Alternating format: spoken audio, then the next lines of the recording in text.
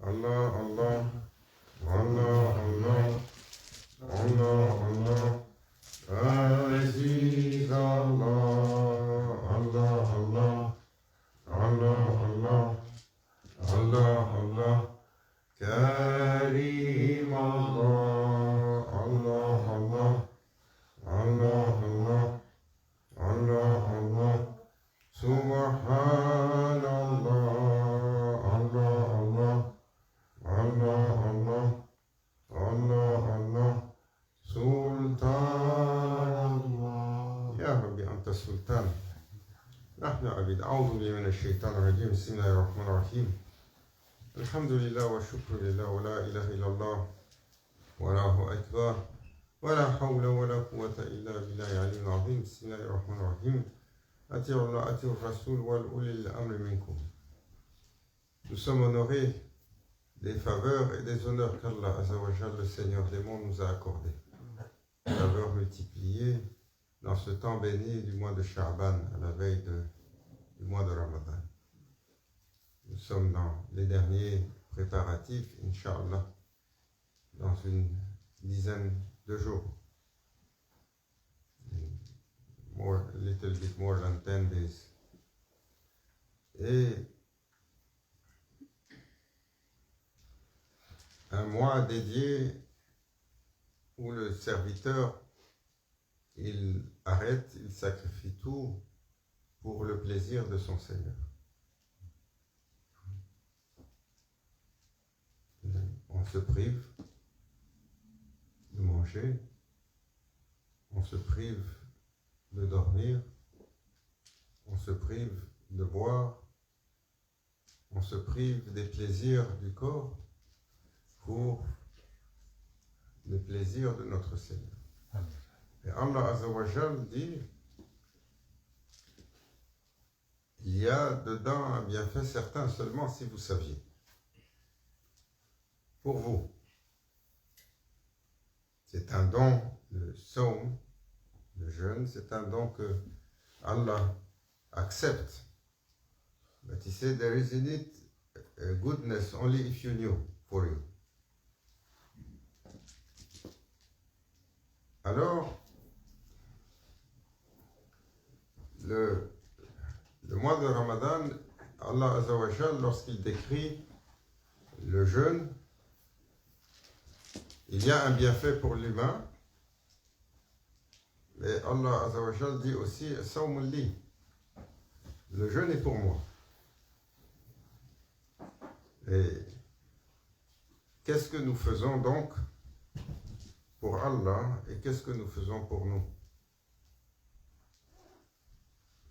Nous avons eu une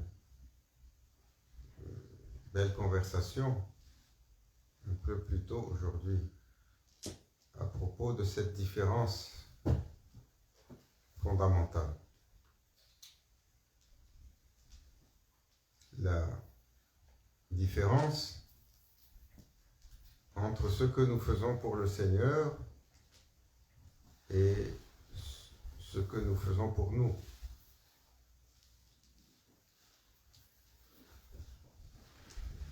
Quand on fait les choses, quelles qu'elles soient, et qu'on y met une intention de base. Ya Rabbi, mon intention est ta satisfaction. Et Maulana Cheikh Nazim, il a appelé ça la différence entre le serviteur honoré et l'esclave qui n'a pas d'honneur. Le serviteur honoré, the honor servant, he wish the pleasement of his Lord in every matter. We wish our gain and our satisfaction in every matter. Si on demande à la majeure partie des musulmans pourquoi vous faites la prière, et c'est un commandement, c'est un ordre. Et on espère y avoir assez de hasana pour avoir l'accès, le pardon de nos péchés et l'accès au paradis. Et lorsque vous demandez au muhsin pourquoi vous faites telle ou telle chose, when you ask Muslim, you have an answer. When you ask the muhsin, you have another answer. Pourquoi vous faites telle ou telle chose? Celui qui évolue dans la foi, il cherche le plaisir de son Seigneur indépendamment de ce qu'il en ressort pour lui. Ce que j'intentionne, ô mon Seigneur, c'est ta satisfaction.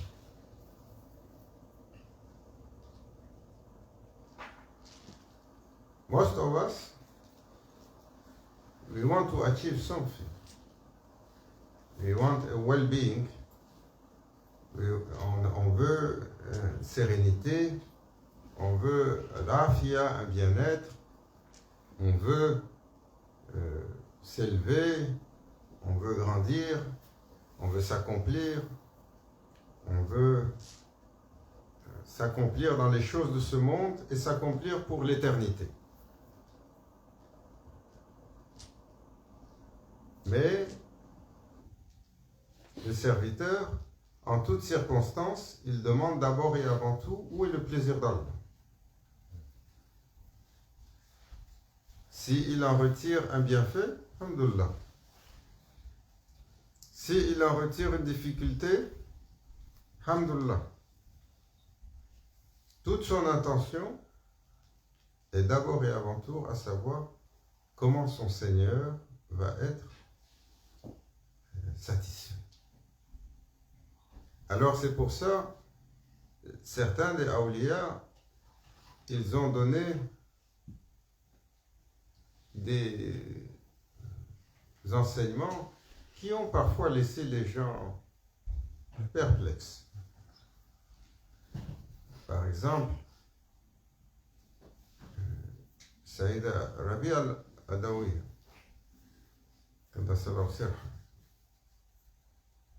elle a dit quelque chose qui, dans son temps, laissait les gens un peu perplexes. Qu'est-ce qu'elle a dit à ses contemporains qui étaient assis et présents? Elle leur a dit, si vous adorez votre Seigneur, parce que vous désirez son paradis, vous adorez son Seigneur parce que vous avez peur de la punition ou de l'enfer, alors vous êtes des mouchriks, vous êtes des idolâtres. Ça, c'est beaucoup à dire. C'est radical. C'est gros. Alors là, ils ont dit non, ça... Ça, non. Ça c'est juste, pour nous, c'est juste trop. Il a dit pourtant.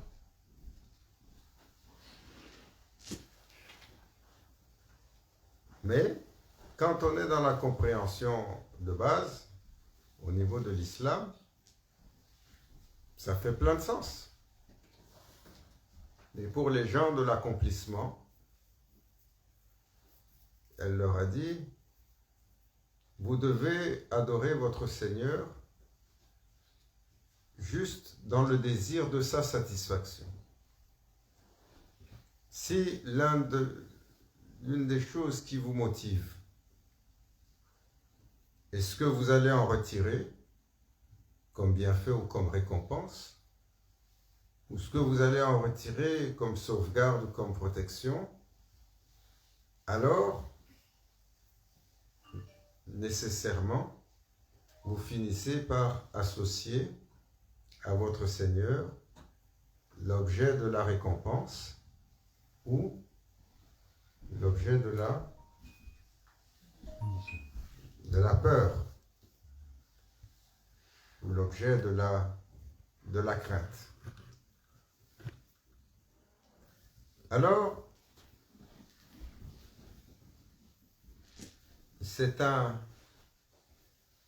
c'est une compréhension qui est subtile. C'est pour ça que l'adage général que les machères nous citent dira l'adoration du musulman, ça peut être un péché pour le croyant. Parce que son niveau, le croyant doit monter de niveau, sa compréhension est autre, son regard est autre, et ce qui est de l'acceptable pour celui qui remplit ses obligations, pour lui, le barème n'est pas assez serré. Comme l'adoration du croyant, ça peut être un péché pour le muhsin, pour l'excellent. Parce que le barème, à son niveau, également n'est pas le même. Le barème que vous mettez sur un enfant, ce que vous lui demandez, ne peut pas être la même chose que ce que vous demandez à un adulte. Ce que vous demandez à un jeune, c'est d'un autre niveau. Mais au jeune, vous ne pouvez pas lui demander le plein potentiel d'un adulte. Et à l'adulte, vous ne pouvez pas lui demander la sagesse, la profondeur et le plein potentiel d'un aîné. Bon, il faut dire maintenant que tout est à l'envers. Tout le monde est comme des enfants, des adolescents. Alors, on est la génération du Akhir al-Zaman où Nafs al-Amara Bissou, il domine. Et c'est notre réalité. Mais cette différence de compréhension nous ramène à la subtilité de ce qu'on disait dans le... Il est si difficile de comprendre cette nuance et surtout d'enligner notre cœur, d'enligner notre être, d'enligner notre volonté sur d'abord et avant tout la satisfaction d'Allah. Et cela, dans nos intentions, fait toute la différence. Celui qui cherche, Ya Rabbi, quel est ton plaisir? Qu'est-ce qui fait plaisir à Allah? Et nous comprenons que lorsque vient Somme Ramadan, le jeûne de ce mois-là, alors ça donne un sens à cette compréhension. Le jeûne, il est facile pour personne. Se priver 12, 14, 16, 18, même 20 heures de manger, de boire à répétition jour après jour, avec des nuits qui sont courtes. Il n'y a personne qui dit c'est aussi agréable, c'est aussi facile que de manger l'agneau bien grillé. Mamadou, il aime l'agneau.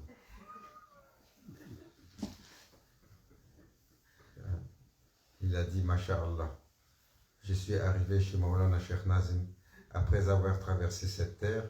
Jamais on m'a reçu avec autant d'agneaux. Et je me suis dit, il y a une vérité. Voilà, il y a une vérité ici, il faut rester là, tu vas manger l'agneau bien grillé. Alhamdulillah. Comment nos machères, ils vont chercher les gens avec des bonbons. Lui, on l'a attrapé avec l'agneau bien grillé. Un autre, on l'a attrapé avec le rêve. Combien de gens ils ont vu Maulana Cheikh en rêve avant de le rencontrer. Et ils ont commencé à faire des rêves. Oh, il a rencontré le Cheikh. Subhanallah, il fait des rêves, il rentre dans le monde des awliya, il rentre dans le monde, il voit des prophètes, il voit des saints dans les rêves, il a des capacités. Pour certains qui sont bien heureux, honorés, ils voient le prophète sallallahu alayhi wa sallam. Et après, quelques mois passent, quelques années passent, après tu le trouves, il est assis tout seul. Qu'est-ce qui se passe? Mais il n'y a plus de rêve, il n'y a plus de... Bienvenue, ça c'est l'encouragement pour les débutants. Après, il faut que tu retrousses les manches et que tu avances. Inch'Allah, le rêve, il vient après.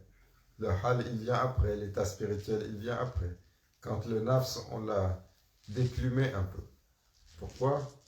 Parce que s'il y a trop de dévoilement, quel qu'il soit, alors il y a quelque chose dans l'ego de l'humain qui devient subtilement, comment? Prétentieux, arrogant. Hein? Et, oh, moi j'ai vu, je pense que je suis.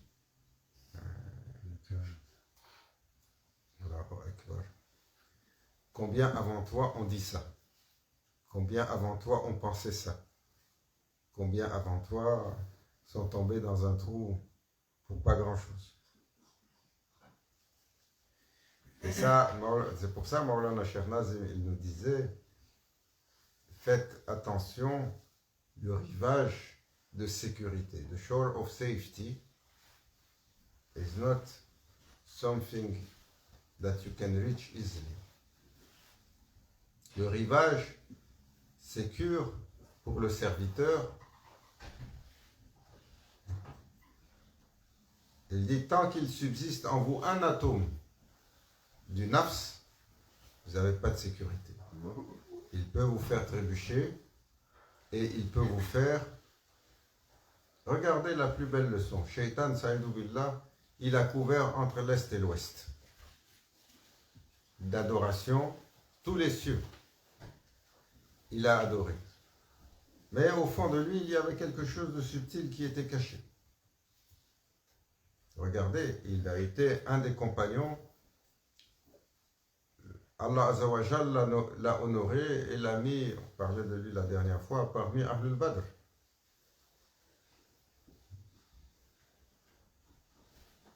Et quand le prophète sallallahu alayhi wa sallam s'apprêtait à aller à la Mecque, ils avaient prévu une avancée pour aller faire une conquête. Qu'est-ce qu'il a fait? Il s'est échappé, il s'est avancé, il est allé prévenir les Quraysh de l'arrivée du prophète sallallahu alayhi wa sallam. Et il est l'un des compagnons, et il est l'un des Ahlul Badr. Et le prophète sallallahu alayhi wa sallam, c'est Jibril alayhi salam, est venu le prévenir. Donc il a réussi à anticiper. Et il a prévenu les compagnons, ils l'ont attrapé. Et ils n'étaient pas contents. Le prophète sallallahu alayhi wa sallam lui a dit, pourquoi tu as fait ça? Il a dit, moi je suis daïf, je suis un miskin, je n'ai pas de titre dans ces peuples-là. Je me suis dit, peut-être, si je fais une faveur pour les Corées, je les aide, ça va élever mon statut, le statut de ma famille. Mais les compagnons ont dit, Ya Rasulallah, qu'est-ce que tu vas faire avec lui? Il a dit, il est de ceux qui ont fait Badr. Et Allah Azzawajal les a nommés, les a titrés, les a étoilés. Ne serait-ce alors pour lui une circonstance atténuante et une intercession assez. Et ils ont dit oui, on est gêné.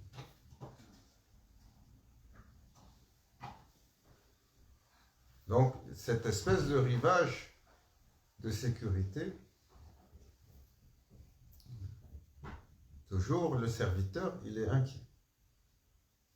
Oh, Ya Rabbi, ne me laisse pas sur mon nafs juste un instant. Ne me laisse pas sur les griffes du shaitan, Saïdou Billah, un instant. Ne me laisse pas à la malice du shaitan un instant. Qu'il me trompe et qu'il me perde. Allah Azzawajal nous honore de par ses faveurs, qu'il nous honore de par ses grâces, qu'il nous donne la bonne compréhension, qu'il nous permette la bénédiction sur ce mois, d'accepter l'effort pour Nifs Sha'ban, l'effort de la nuit, Nif Sha'ban, qui a été fait. Que cet effort soit partagé pour ceux présents, ceux absents, pour nos familles, pour nos dépendants, pour la communauté, pour nos défunts parents. Et que cet effort, Ya Rabbi, couvre, efface nos péchés et ouvre un horizon illuminé par la grâce d'Allah, par le maître des humains, c'est dans Mohammed Abdel Salatu Wassalam, la couronne des croyants. Et qu'il nous ouvre cet horizon de marcher ensemble et de rentrer dans le sanctuaire et le jardin du mois de Ramadan.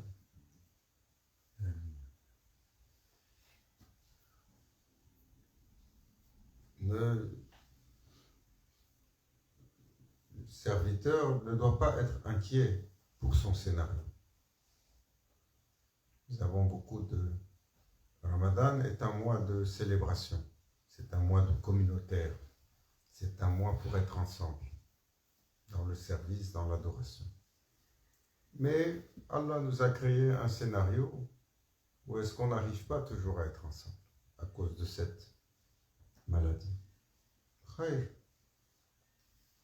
Si c'est ce qui est choisi et qu'on n'a pas le choix dessus, il faut s'en satisfaire. Et il faut le recevoir avec taslim.